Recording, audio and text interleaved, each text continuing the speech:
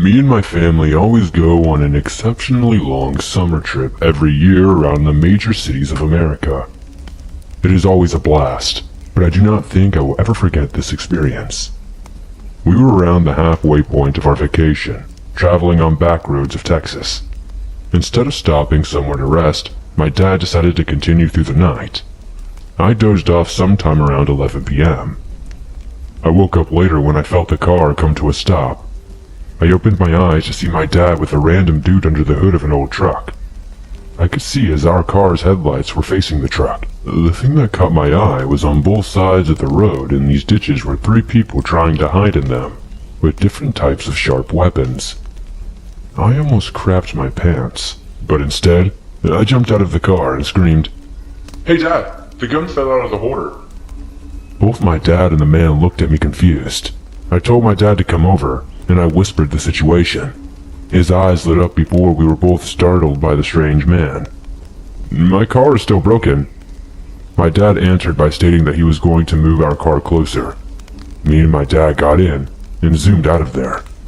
We noticed in our back mirrors that a car was following us for quite some time, but it soon gave up. Me and my dad were wide awake for the rest of the drive. My mom was somehow asleep the entire time, and we did not want to worry her, so we kept it to ourselves. We had a great time for the rest of the trip, and me and my dad were a lot closer after that incident. Now, I need to mention after the trip I read an article online that a couple were kidnapped and are still missing around the area that this incident happened. I don't know if the crimes were connected, but nevertheless, we were lucky.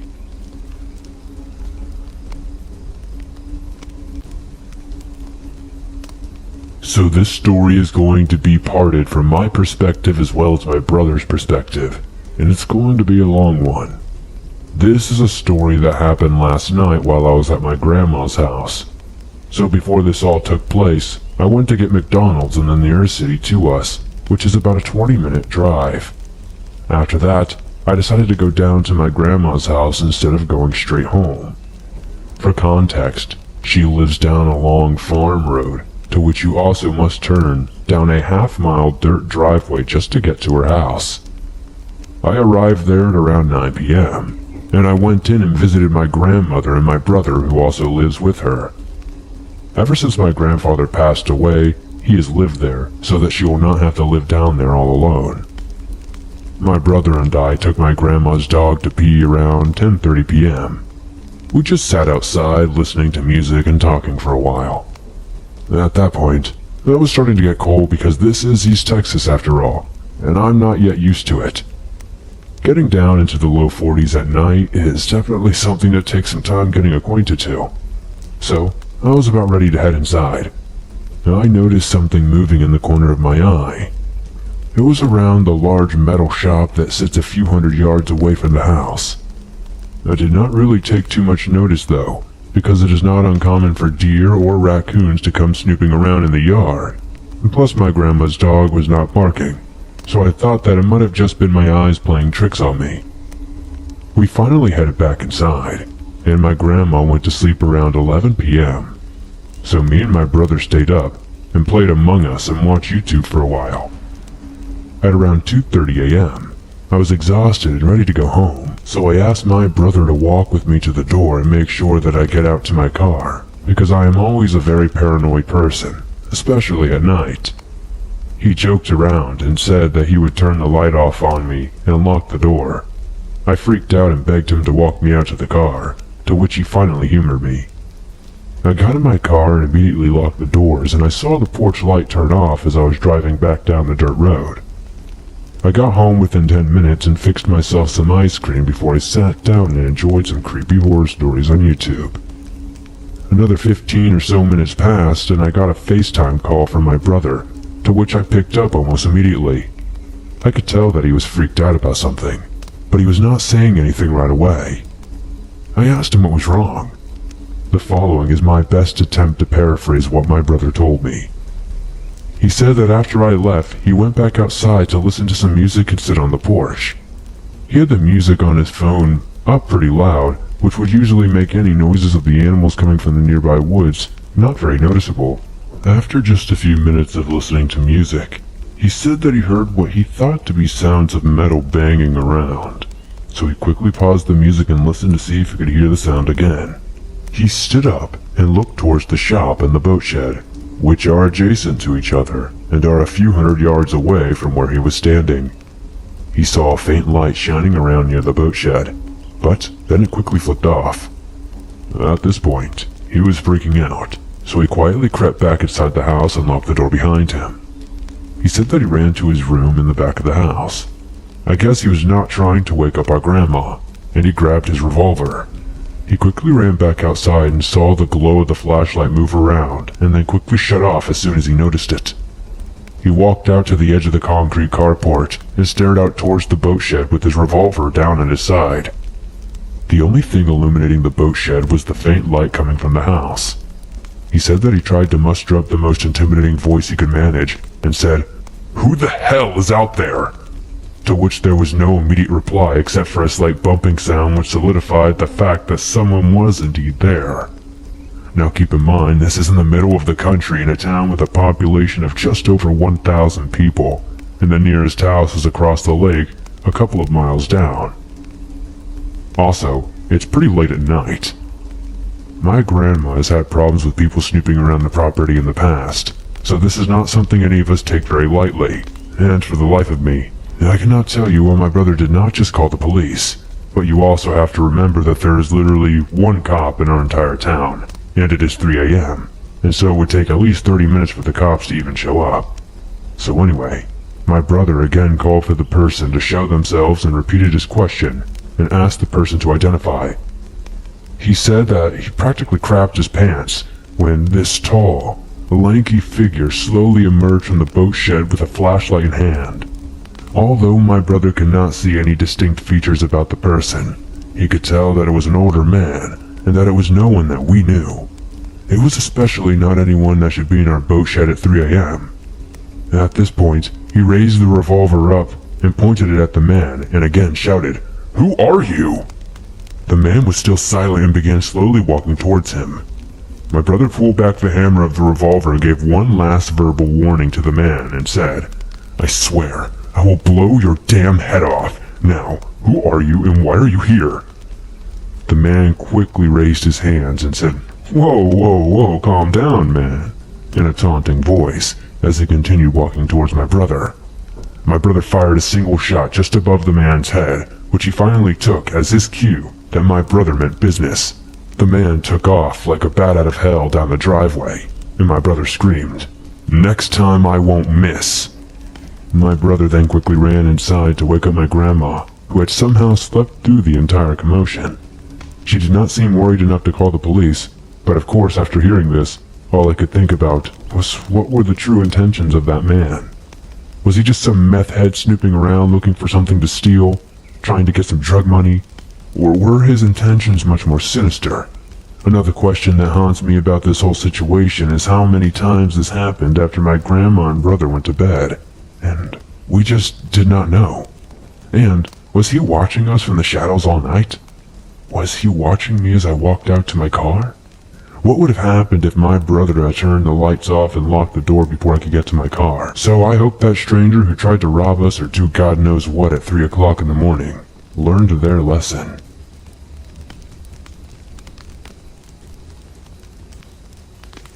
Because my parents had separated before I was born, I spent my time growing up between each of their houses.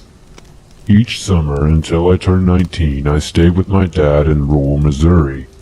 He had grown up in the area himself, and most of his family still lived there. Without much to do, like going to the movies and stuff, I would fill my days hanging out with my older cousins and getting into mischief.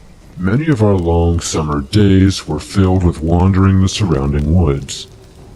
On one of these journeys, we came across a big lake sitting quietly by itself out in the middle of nowhere. The water was crystal clear and filled with tons of monstrous fish. We asked the adults if they were aware of its existence, but none of them have ever heard of it. That was more than likely the reason why it had so many big fish. No one living in the area had fished it, and anyone who had in the past allowed its location to be lost. We would fish the pond 3 or 4 times, coming away with a stringer full of lunkers on each occasion. On the 5th occasion, we hoped to accumulate enough for a big family fish fry. The summer holiday was starting to wind down, and we figured a fish fry would be a great way to cap it off. It was a warm Saturday morning when we headed out. We started about an hour before sunup because the walk-in took about an hour. Besides, the fish stopped biting by the hottest part of the day, and we hoped to get back to my dad's house by early afternoon. The beautiful side of the pond came into view around dawn. It did not take long for us to get our first bites, and for the next 3 hours, the fish came quickly, one after another. Our limit was caught by 10:45, and I was rearing to get going. We had a nearly 90-minute walk back with 2 5-gallon buckets packed to the top with fish, so I imagined another 30 would be added to that. To my displeasure, my cousin thought it would be refreshing to take a dip in the lake before we left. He tried to pressure me into joining him, but I did not know how to swim at the time. I just wanted to get back, but he was older than me, so he was in charge. I plopped my tail into a rock and waited while he was doing his thing. There was an old rope tied to a tree, probably from 100 years ago, and he wanted to swing from it. It looked unsafe to me. However, my concerns were laughed off, and he stripped down to his boxers, getting his clothes on the ground next to me, and climbed the tree to get onto that rope. He pushed off, swung out just a short distance before the rope snapped right above him. He made it out far enough to hit the deep water, but probably not as far as he intended. When he hit the water, his body made a dull thud sound. It didn't sound normal, and it likely hurt. I was planning on laughing at him and saying I told you so, but as the seconds passed, he never resurfaced. The situation was quickly becoming scary. I looked around to see if he came up somewhere farther away, perhaps floating unconscious because of the hard contact with the water, but still I saw nothing. I was beginning to panic and waded out as far as I dare, looking into the water for him. Unfortunately, the water came cloudy with every step I took, and it was impossible to see. Soon, it was clear to me that he had drowned. How? I had no idea. Perhaps if I could have swum back then, I could have been able to help him. But it's too late now. I was helpless to do anything more than pack up and head home. On the entire walk back, the small nugget of hope lingered in the back of my mind that he had tricked me and would pop up at some point. This did not happen, however, and the dread I carried of telling my family grew with every step. I tried several times to find the words, but with each attempt, I would just break down and choke on my tears. Ultimately, I could only manage. Mark drowned. They got the point after that, and once I was able to pull myself together, I led my dad and uncle back to the pond. Mark's body was still nowhere to be found. With no other options, we went to the sheriff's office to report the drowning. When I realized where we were headed, I started freaking out. In my young mind, I thought I was going to get in trouble or blamed for my cousin's death. It took a few minutes, but they were able to convince me I was not in any trouble. Even after they had, I could not help but feel guilty every time I looked at my uncle. Regardless of what he claimed, I could not help but believe he blamed me. Even if it was just a small amount, I explained what happened to the sheriff, and the search began the next morning. Just by chance, that was the day I was going back to my mom's. That Monday night, my mom sat me down to tell me a team of divers had found Mark's body earlier that day. When they discovered him, one of his feet was hung up on a sunken log, so they assumed that's why he never surfaced. I wish I could say that made me feel better, but it did not. It did, however, serve as a catalyst to learn how to swim. The guilt of not being able to help my cousin stayed with me for a long time. I never wanted to be in that position of not being able to help another person ever again.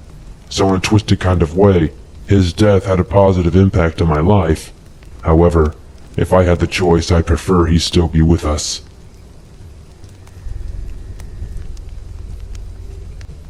This story takes place when I was around 15 years old or so. It was the beginning of summer, and my family planned to take a 2-hour road trip to visit my aunt and uncle for the weekend. This visit was especially exciting as my other aunts, uncles, and younger cousins were meeting us there. My aunt and uncle lived in what I would call a cliché haunted-looking house. It was 2 stories tall with an attic, white with chipped paint, a cornfield in the backyard, no neighbors in sight, and sat along a rocky road. Although this house would make the perfect setting for a horror film, I honestly never got any weird vibes. Flash forward to that evening. My parents, aunts, and uncles were going to make the 15-minute trip into town to grab some drinks at the local bar. My sisters, cousins, and I ended up lounging around the living room and watching movies. I'm a total night owl, surrounded by early birds, so I ended up being the last one to fall asleep. It was around midnight and I was not planning on sleeping anytime soon. I decided this would be a perfect time to call my boyfriend since I finally had some privacy. I was lying on the couch in the living room with my flip phone pressed hard to my ear, barely able to hear my boyfriend because of the poor reception. As I was lying there, on my phone, I heard a long, slow creak come from the hallway on the other side of the wall. I just assumed the adults were already home, and the creaking sound came from the kitchen, where the front door was. I quickly hung up the phone as I did not want my parents to ask who I was talking to this late. I laid there for a few seconds before realizing there was nobody there. I got up and walked around the corner. Fear took over my body as I saw that the door leading down to the dark basement was open. I was frozen in place for a second.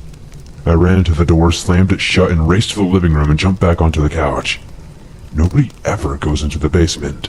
It is completely unfinished, with dirt floors, and only holds a washer, dryer, and some miscellaneous junk.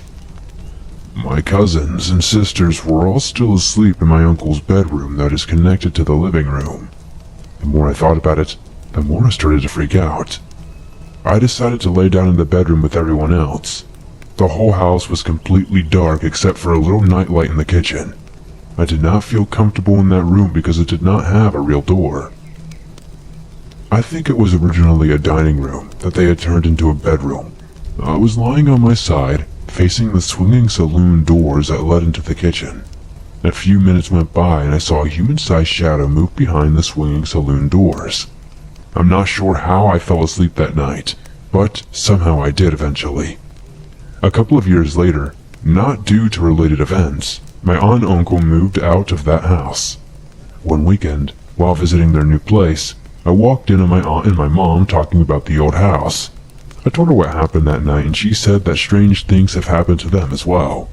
For example, she has heard footsteps upstairs in the middle of the day when she is home alone. I never really pegged her as someone who believed in the paranormal, so I was surprised to hear that she reached out to the original homeowners. They informed my aunt that the house is extremely old and has a lot of history. One of the things that I can remember her saying is that a young boy accidentally shot himself upstairs. Apparently some people have reported seeing a young boy looking out of a small window on the second floor. I know this is not a super spooky story, but I have never experienced anything like that before or since. For as long as I can remember, I have always believed in the paranormal but have always held a lot of skepticism. I absolutely loved that house and had such great memories out there, but ever since then, it gives me an eerie feeling. Every time I drive home from visiting my aunt and uncle, I have to pass by that house. They only moved a few miles down the road.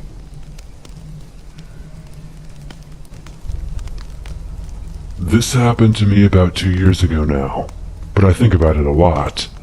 Even to this day I get so scared when I think about it and what might have happened if my dad was not there.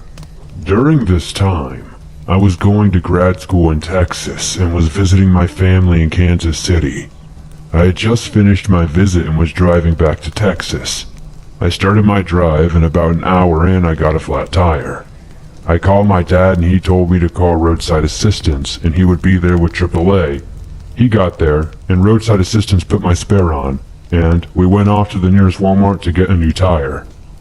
The nearest Walmart was about 20 miles away. As we were in a rural part of Kansas, I was following my dad, driving about 55 miles per hour since I was on a spare. There were not a lot of cars on the highway. Basically just me and my dad. My dad was a little bit ahead of me, so I don't think it was apparent I was following him. Somewhere along the drive, I noticed a dark-colored SUV behind me. He was flashing his lights at me, swerving onto the shoulder and then back into his lane. He was accelerating so he was very close to my car and then would fall back a bit. From the time I noticed him, he did this for about 4 or 5 miles, which is a long time when you are in the moment. I was about to call my dad because I felt like this was incredibly strange. As I said, I was in a rural area, and there were no cars around. If this guy were upset, I was driving so slowly, he could have just gotten into the left lane and passed me. But he continued to flash his lights, tailgate me, and swerve onto the shoulder. At this point, my dad saw what was happening, took an exit, and parked on the shoulder. I followed. This exit was not one that we needed to take. It was a rural exit onto a gravel road, and I do not think it was used very frequently. Lo and behold, the guy followed me as well. I pulled behind my dad, who was already out of the car with his arms in the air, saying, "What the hell?" At this point, I think the guy finally realized that I was not truly alone. He slowed down, looked at both of us, hesitated for a second, and then he took a hard left onto the gravel road and took off. At this point, I thought about trying to get his license plate, but I was way too slow. The dust from the gravel road made it impossible to see his license plate anyway. I still kick myself for not looking at his license plate sooner. I know this may not be the scariest story that you've shared, but the situation really scared me. We called the police to report it, but there was not much they could do since we did not have a license plate number. However, I did learn that if I'm ever in this situation again, to call Highway Patrol, not 911. When you're on the highway, you travel through so many jurisdictions that it's better just to call the Highway Patrol directly.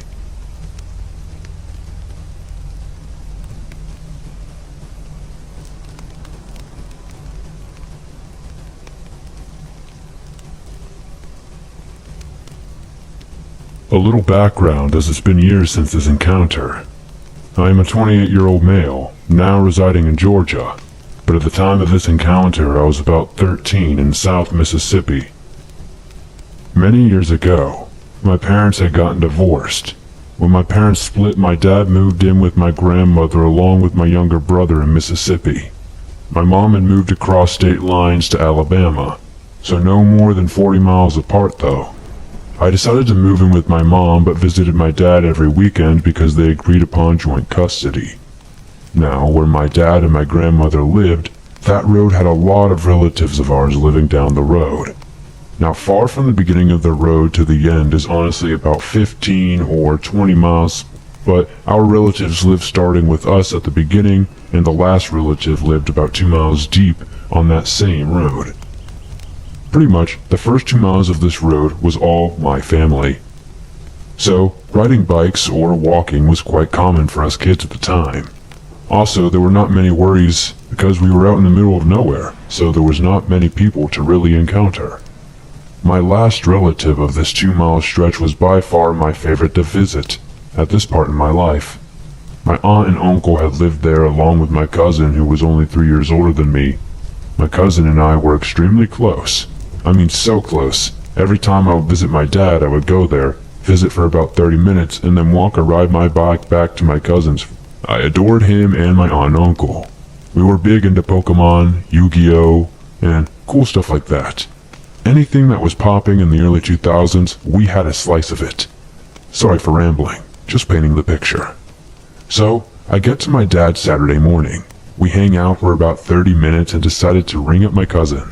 Mind you, it's summer transitioning to autumn, to which of course he is home.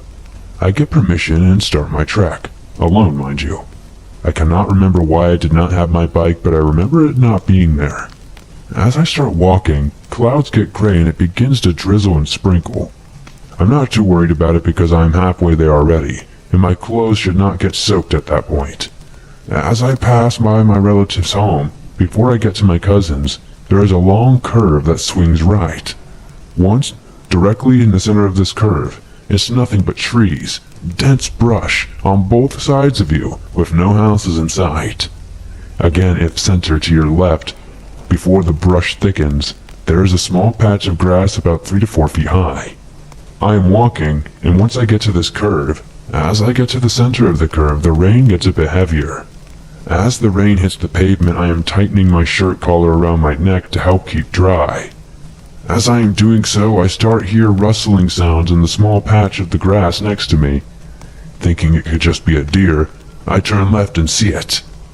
It was big, tall, humanoid-like. It was some sort of creature. It had its back to me, walking oddly slowly into the woods. It was about 7 foot tall and approximately 30 feet away from me. I froze and I just stared at it. It was completely engulfed with hair. Black hair, and down its back on the left and right side had a thin white vertical line running down both sides. Now this might sound stupid, but it looked like a 7-foot tall stand on 2 legs, with no tail. As soon as it got to the wood line, I absolutely booked it. I remember running on the center yellow lines of the road to help me make my escape quicker, and the rain helped with that as well. As I escaped the curve and it straightened out, I could see my cousin's place, and I did not stop running until I reached the house. I tried to tell my cousin about it and my family, but everyone just wrote it off. I mean, I was only 13, had no proof, and phones nowadays did not really exist then. And if they did, we could definitely not afford it. So no one believed me. I never walked down that road again, though. Now that I am older and moved out of state, about twice a year I go down and visit some family around that very road, and every time I pass that curve, I look to see if I can see it again.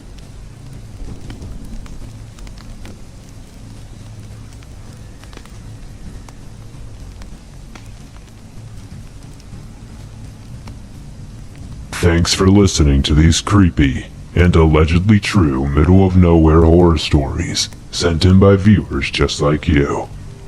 As always, if you have a story that you would like to share, be sure to submit yours at swampdweller.net or the email you can find in the description down below. I'd love to share your story with everyone here in the swamp. It's stories like yours that help keep this show going on a daily basis. If you guys enjoyed these stories, please be sure to hit that like button, as it helps me out a ton. The more likes this video gets, the more YouTube promotes it in the algorithm. If you're listening on iTunes or another podcast platform, please give this a 5-star rating, as it really helps the show grow over there. If you're new to the swamp, why not join us and help us grow our ever-expanding waters?